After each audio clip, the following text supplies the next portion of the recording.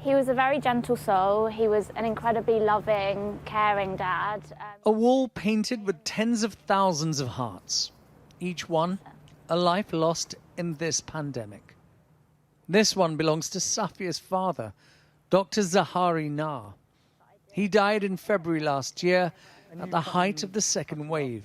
We actually had to queue for the room where they break bad news to patients because there were so many families up there that day. We came out, we had a chat with the doctor, we understood what was going on, and then we went back in and they turned the machine off.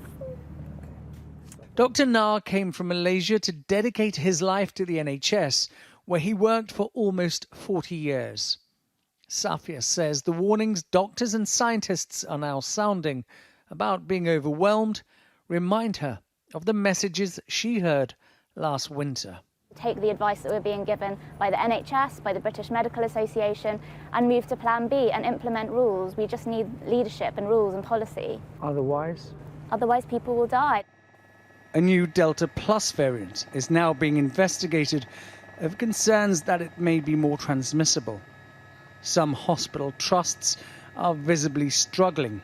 The Royal Cornwall Hospital has declared a critical incident. But there is one big difference to last winter. There's a vaccine and a booster to support those whose protection might be waning. And the government is sticking with its Plan A, trying to ensure anyone who can be further protected is. The boosters are fantastic. I mean, the levels of protection are really very high, but it's also very, very important that you get one because the double vaccination provides a lot of protection against serious illness and death, but it doesn't protect you against catching the disease, and it doesn't protect you against passing it on. As cases rise, pressure builds. Even his own scientific advisors on SAGE say encouraging people to work from home is likely to be the most effective way of making sure the NHS doesn't become overwhelmed. And some of their colleagues on the JCVI say the booster alone won't do. Every 2 weeks, the same number of people are dying in this country of this infection as were killed in the 9/11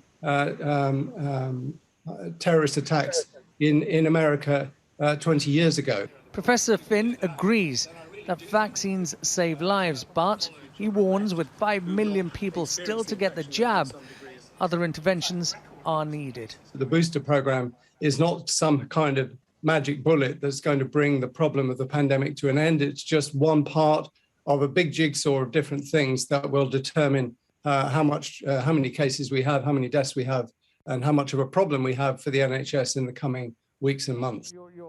Safia doesn't want other families to suffer the way hers has. If the government's vaccine gamble doesn't pay off, she fears many more names will be added to this wall. Ashish Joshi, Sky News in Westminster.